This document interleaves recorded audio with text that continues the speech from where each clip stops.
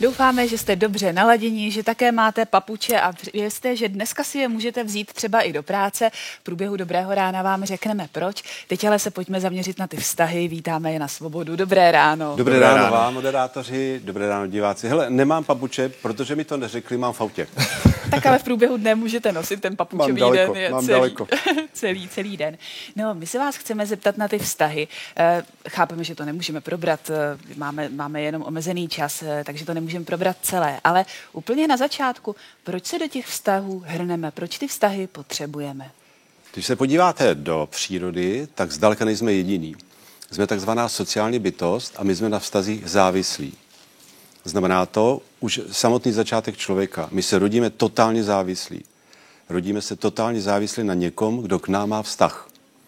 A v podstatě celý život jsme pak závislí na vztazích, jen ten původní, v ideálním případě k matce, která tam nemusí být, může být jiná figura, ale v ideálním případě k matce se pak rozplyne do spoustě drobných vztahů.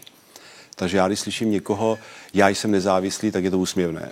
Takže otázka zněla, proč do vztahu? Protože ten vztah přináší, jednak je to biologický kód, který máme, a přináší spoustu výhod. Tak jako vlkům, slonům. Jo, když vezmete třeba slony, tak je prokázáno, že tam existuje žárlivost, že klidně teta kopne do sluněte, když se matka nedívá, protože žárlí, že ta ho má, ta ho nemá. Jo, čili ono je to v podstatě, když to řeknu jinak, nejsme moc výjimeční. Když má ale někdo třeba v průběhu života ty krátké vztahy, jenom krátké vztahy, dá se to vůbec vztahem nazvat? Aby byl vztah, teď to bude trošku bolet diváky, tak musí trvat 3 měsíce a déle. Do 3 měsíců je to experimentace se vztahem a vždy to má nějaký účel, který si buď naplno uvědomujeme, nebo neuvědomujeme. Takže může to být jenom obava ze samoty, může to být pocit ohrožení, může tam být spousta jiných věcí, ale ta podstata vztahu tkví v tom, že v tom nejsem sám, mohu sdílet to, co chci tomu druhému a on sdílí se mnou a to nás vlastně posiluje a zároveň učí. Vyzkoušíme. Veroniko, jaký smysl má lidský vztah? No tak je tam nějaká forma bezpečí, nějaká, jak jste říkal, závislost, taky ta reprodukční stránka. Zastavím. Abych nebyl sám. Tak a teď slyšíte to klasické knižní a teď to podstatný. Co je cíl vztahu? Cíl lidského vztahu je sebekultivace. Čili hned na úvod je třeba říct divákům, smyslem partnerského vztahu není, aby vám bylo dobře. Není, aby vám bylo dobře. Cílem partnerského vztahu je sebekultivace, řekněme česky, abyste se mohli vyvíjet. Jo, jsou 2 cíle, ten první je logický, biologický, to má každý tvor, udržet druh, a ten druhý je sebekultivace. A já bych velmi rád, pokud to půjde, divákům představil jednu z mnoha teorií, která se týká vztahu a ta souvisí právě s tou kultivací. A s tím, co jsem teď sdělil, že cílem vlastně partnerského vztahu není, aby nám bylo dobře, ale abychom se mohli rozvíjet. No, když o tom takhle mluvíte, tak mě vždycky napadne ta tornádolů. Teď jsme si ji zase mohli připomenout. Jen on mě může učinit jinou, lepší. Tak šťastnou. To je, ano, také, že tam mluví o té lásce a že úplně se změní. Tak to je ta sebekultivace, to je ta touha po té sebekultivaci? Ne, to jste řekla dobře, to je ta touha. Řekl bych, že u tornádolů až vášeň. Jo, čili jsou 3 věci. Je potřeba, touha a vášeň. Když naplníte potřebu, tak máte pocit, že vám z baťůžku někdo vyndal cihlu. Když máte touhu, tak za touhou stojí motivace jít dál. A když to máte vášeň, tak vás to spaluje. To znamená, nic dalšího už nechcete. Čili vášeň není nic, co vás posunuje. Splnění potřeby není nic, co vás posunuje. To, co vás posunuje, je touha. Takže z toho titulu je staré rčení, smysl má toužit, jo? Když už dosáhnete toho cíle, tak ten cíl je jeho. Už je to zátěž. Ale to, co vás vlastně posunuje, je ta touha. Touha, dostat se k tomu cíli. Jak poznáme, že ten druhý je pro nás, a teď nechci říct tím správným nebo tím jediným, diváci znají. Ale tak jako jak to poznat, že tam ta sebekultivace, ta touha bude? To je právě to, co příroda moudře zařídila, že to nepoznáte. Protože pokud byste to poznala, tak je pravděpodobné, že ta kultivace by neběžela. Ale tím právě, že to nepoznáte, že tam jsou nějaké panošky mimo, tak díky tomu vlastně musíte zjišťovat za A, co vlastně chcete, za B, proč to chcete a zda s tímto jedincem to chcete. Takže proto je obrovské riziko, když lidé chodí do vztahu, to se pak různě dělí a ty nejčastější vypadají jako kdyby symbióza, proto se jim říká lidově symbiotické, kdy lidé vůbec nejsou spolu, protože k sobě patří, ale aby nebyli sami. A to je obrovská chyba. Možná se k ní dostaneme. Takže zpátky k tomu, co jste se tázala, jak poznám toho pravého. Veroniko, nepoznáte. A když teďka bychom byli v zákulisí mimo kameru, tak bych vám řekl, sedíte s člověkem, který nevěří na jinou než lásku na první pohled. Všechno ostatní už má v sobě nějaké jiné komponenty. Ale takové to opravdové neovlivníte, je to věc chemie a prostě to buď přijde, nebo nepřijde. Ale já z vlastní zkušenosti, to co říkáte, jsem věřil v lásku na první pohled a ono to opravdu zafungovalo.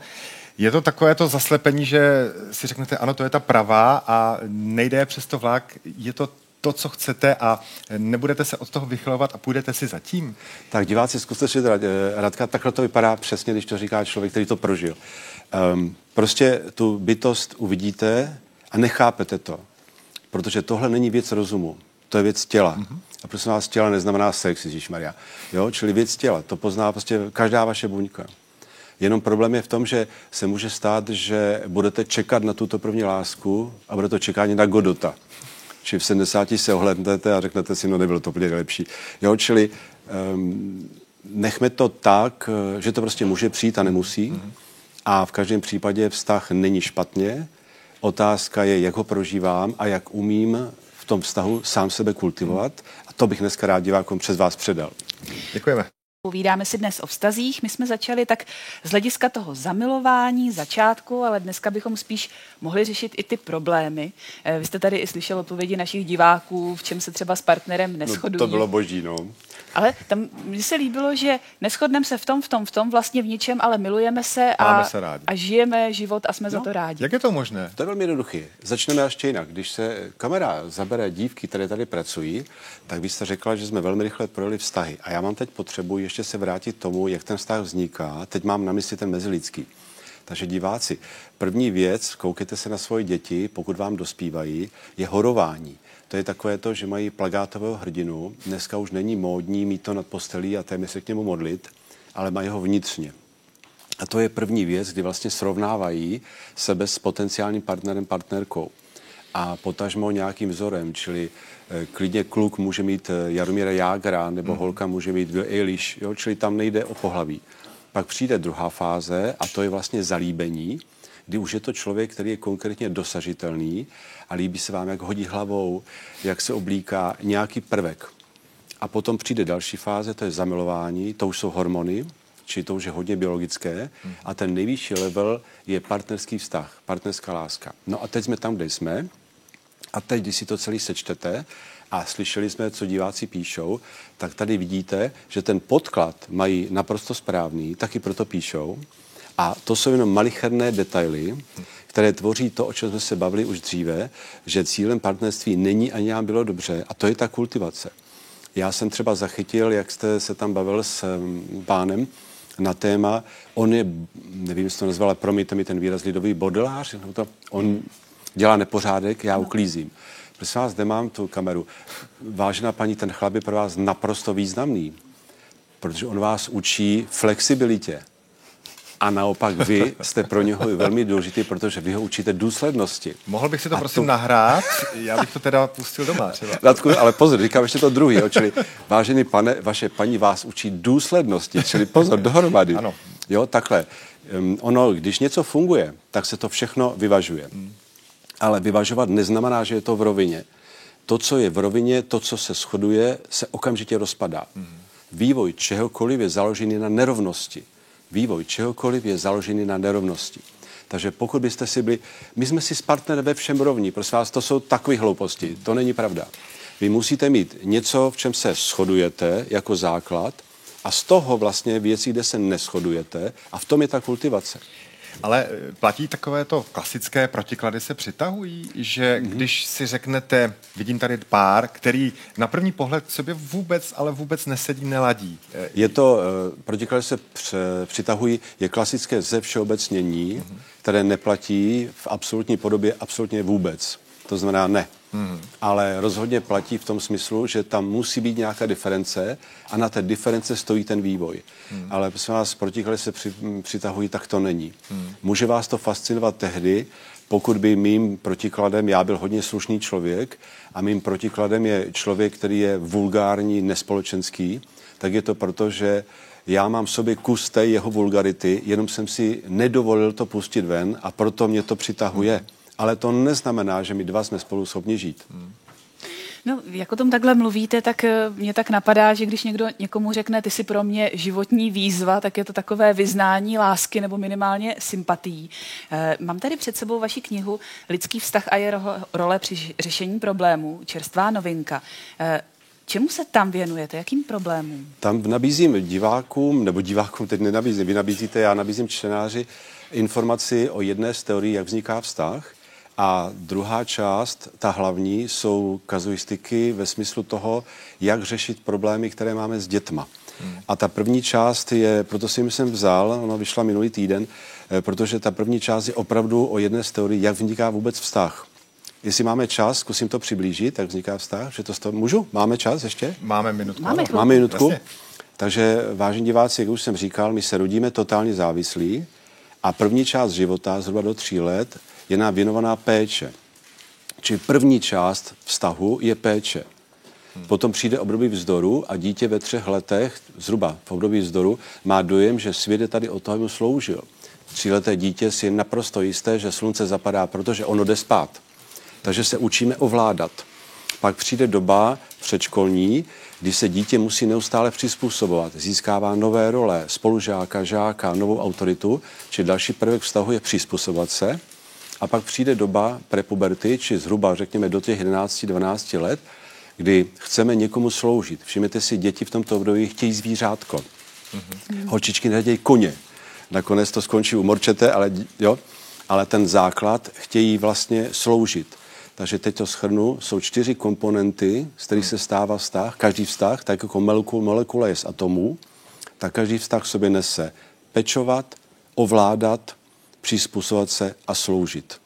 A z těchto 4 věcí je sloučenina, které říkáme vztah, a do dospělosti, či zhruba do 18 let si to 2krát vyzkoušíme.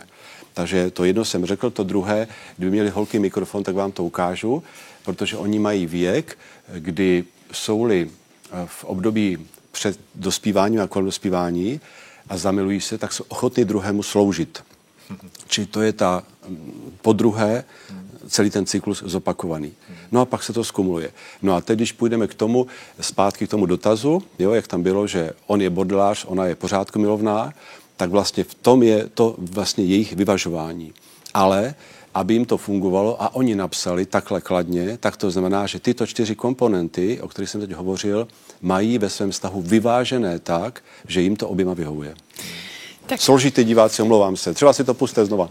Můžeme si to pustit znova. Vysílání.cz, tam si to můžeme projet ještě jednou, protože jsou to velmi důležité informace. Lásce o vztazích se bavíme s psychologem Janem Svobodou. Vidíte, pilně odepisuje na opravdu přehršel dotazů. Máte toho hodně.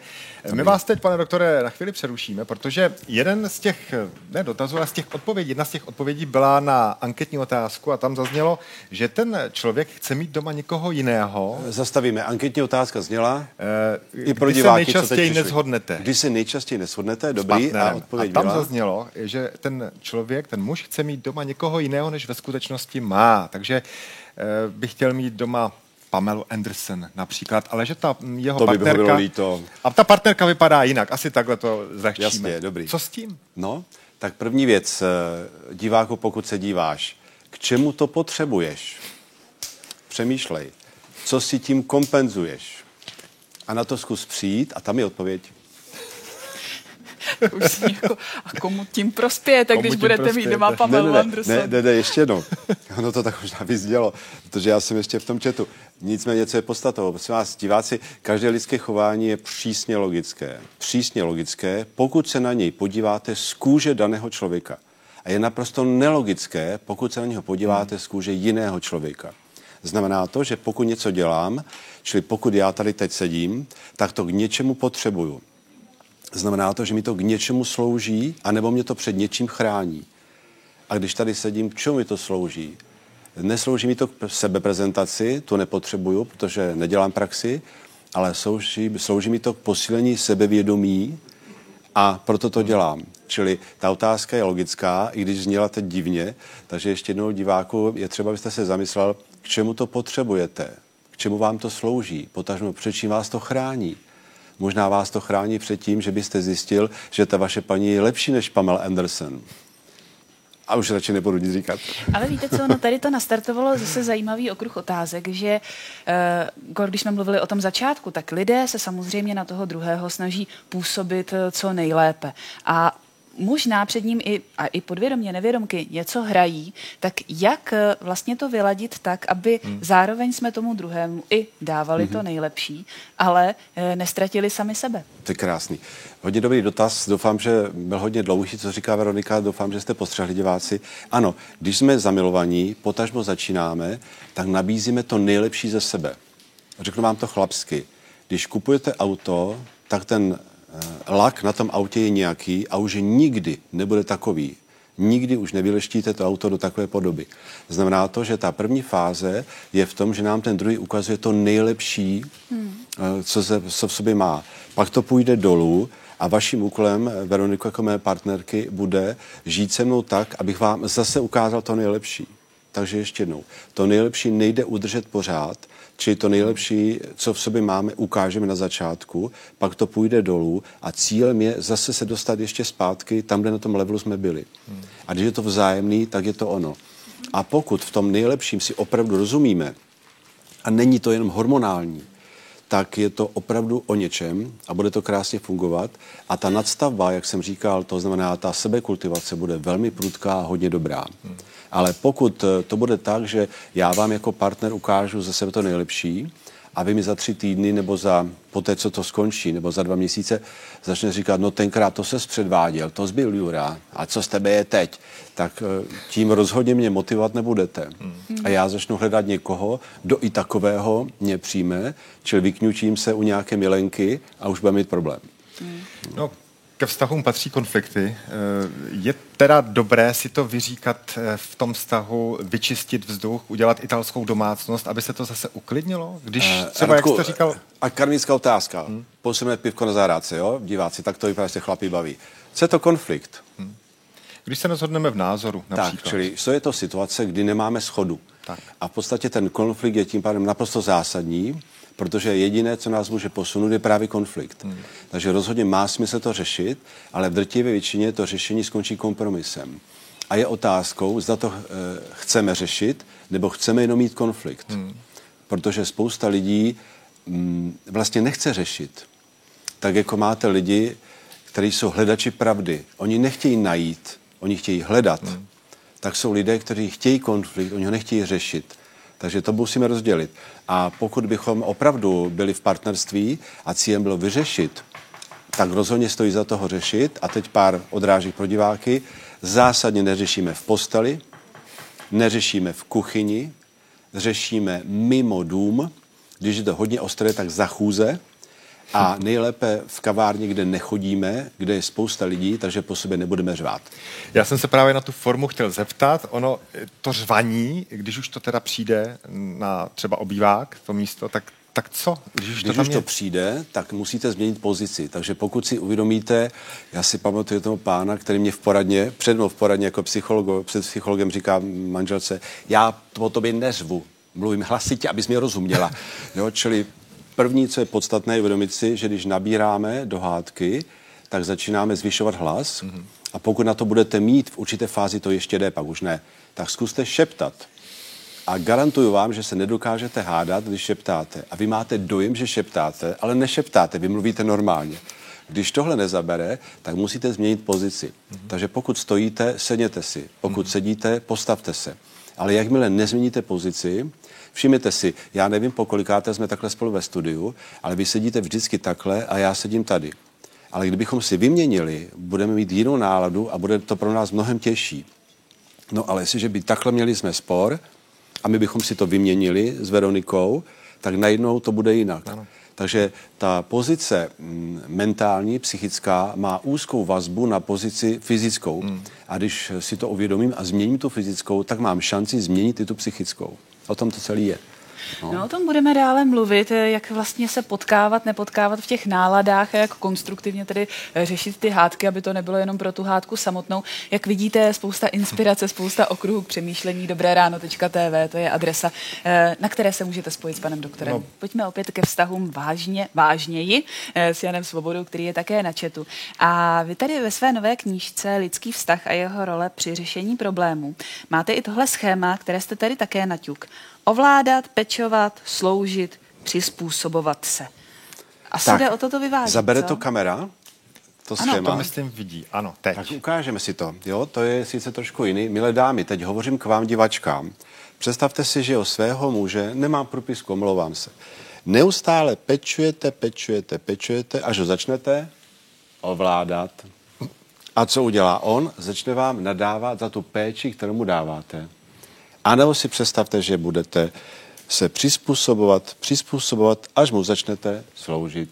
Toho přestane bavit, najde si milenku a já vás pak mám v poradně a vy mi řeknete, že si našel jinou, to chápu, už půl roku s ním nespím, ale že něco takového, to mě uráží, protože on si najde dominu, která mu nebude sloužit a té dovolí všechno, co nedovolím vám. Čili to schéma je naprosto zásadní, je netřeba ho umět přijmout a zbytečně si nebojovat. A teď na kameru ještě jednu věc. Pozor, je to jedna z teorií, které se týká vztahu, protože ty super podstatné věci v životě věda neuchopuje. Protože jsou procesuální. Tam není se čeho chytit, že je zaznamenaný dialog Einsteina s jedním psychologem, kdy naprosto vážně Einstein říká, že nechápe, jak to může fungovat, když se nemá o co opřít. A to je na tom nejkrásnější, nejtěžší na té práci, že vlastně nemáte žádné pevná data, tvrdá data, to je mýtus v psychologii. Jo? Či jste jenom průvodčí, který nastoupí s tím člověkem na chvíli do vlaku a pak vystoupí. Takže tolik jenom k tomu schématu, ano.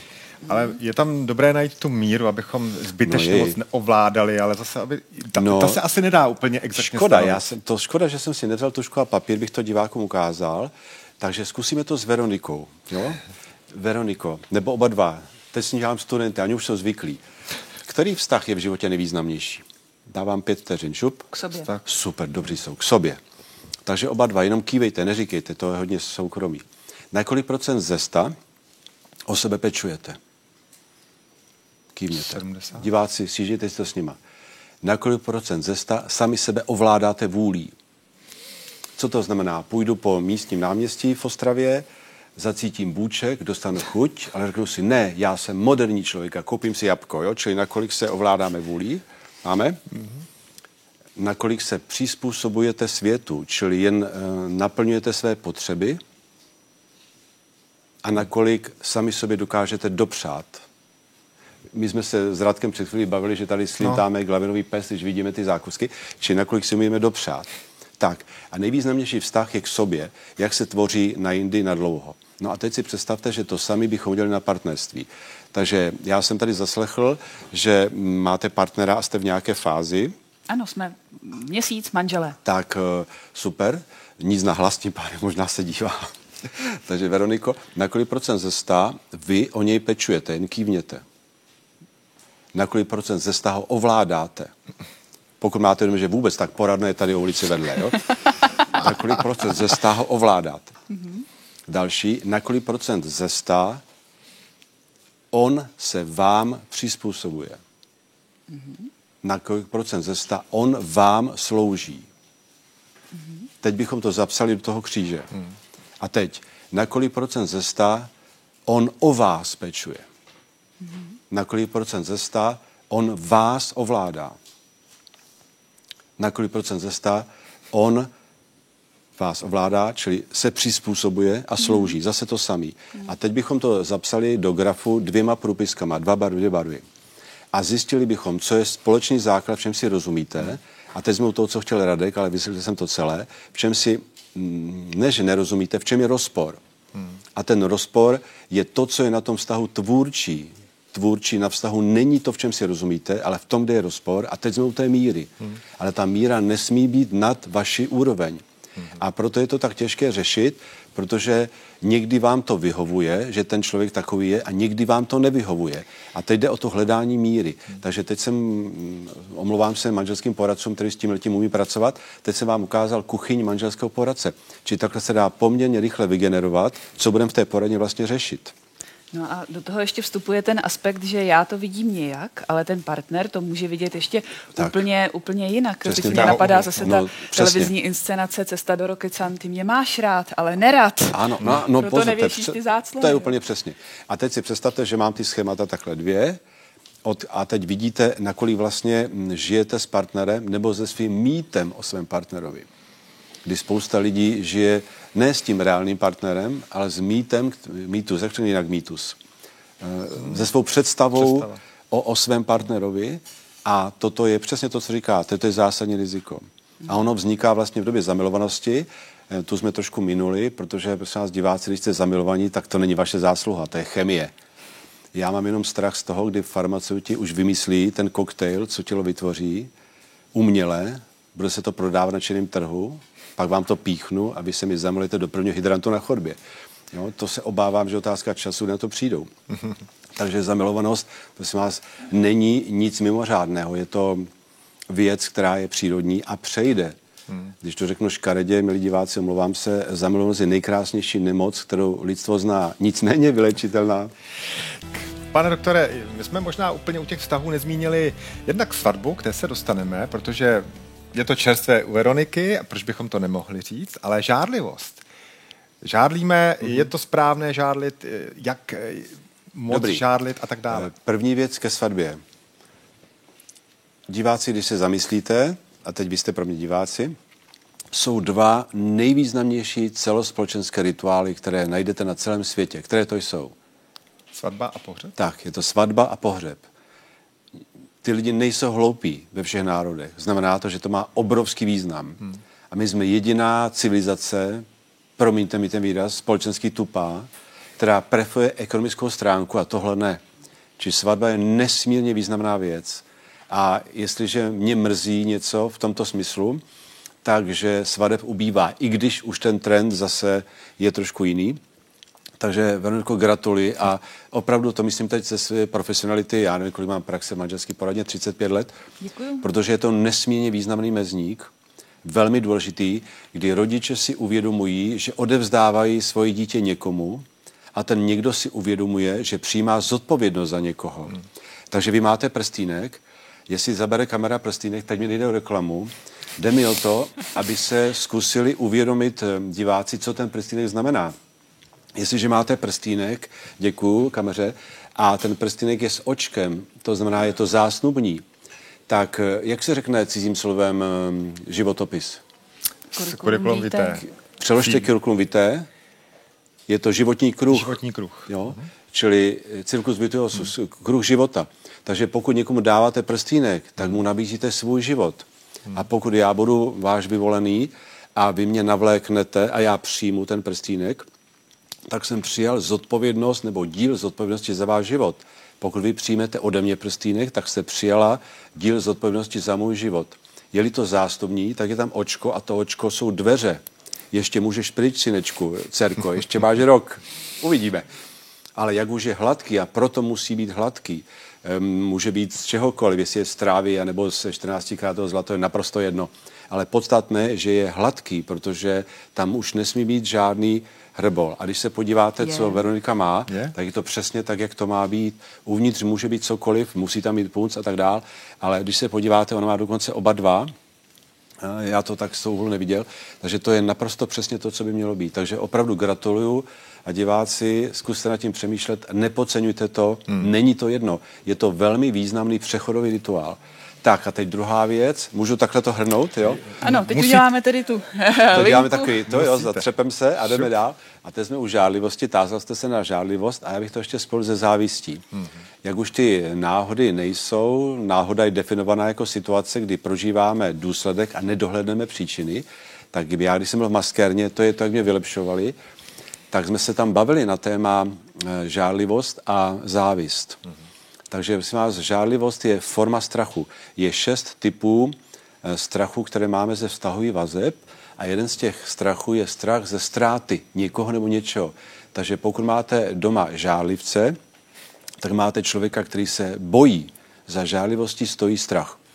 Na rozdíl od závisti, kdy závist je nesmírně významná věc a diváci, pokud se chytíte, že někomu něco závidíte, takže příklad, pokud já nevím, Radkovi záviděl hodinky, tak to znamená, že jsem schopen je mít, jen nejsem ochoten obětovat něco, abych je měl a v tomto případě asi peníze. Takže když se chytíte u toho, že někomu závidíte, znamená to, že jste schopni získat totéž, jen byste museli něco obětovat a nejste ochotní. Čili nezaměňovat závist a žárlivost. Závist je naprosto zdravý pocit, který posunuje člověka, jen si ho potřebujete uvědomit, k čemu slouží. A u žárlivosti, jak jsem říkal, pozor, je to forma strachu. A já ještě tady musím vznést jednu myšlenku, protože o tom jsme mluvili úplně na začátku, ještě než se zapnuly kamery, že je důležitá stejná nálada ve vztahu. Tak máme jenom poslední minutku, ale jestli byste to vysvětlili. Dobrý, byste vyhlásili soutěžní otázku, já už přesně nevím, jak byla, ale týkala se, v čem si nerozumí lidé ve vztazích. A ten klíč ke všemu je nálada. Čili, vážení diváci, nechci kázat, tak se budu dívat do kamery, ale je třeba si uvědomit, že pokud v něčem nerozumíte, tak je to otázka momentální nálady. Potom zvolíte nějaké téma, které se vašemu mozku hodí a přes to téma si ventilujete vzájemné nálady, vznikne z toho takzvané myšlenkové klišé a pak je z toho to, co jste četli a bylo to boží, škoda, že nebyl čas se k tomu vyjádřit, od ponožek po cokoliv. Takže nerozumím si především, či správná odpověď pro mě by byla, kdyby někdo napsal, to, v čem si nerozumíme, je, když máme jinou náladu. V náladě, v aktuální vzájemném naladění, náladě. A od toho se odvojí všechno ostatní. A to je základ. Takže divákům mohu jenom popřát, aby byli co více v souladu a garantuju, že nebudou vždycky, jinak by se nevyvíjeli a rozpadlo by se vám to. Moc děkujeme. Krásná tečka za tím naším dnešním případem. My bychom se ptali a ptali, ale samozřejmě někdy příště v dobrém ránu. Pane doktore, díky i za odpovědi pro naše diváky. Ať se vám daří. Děkuji vám.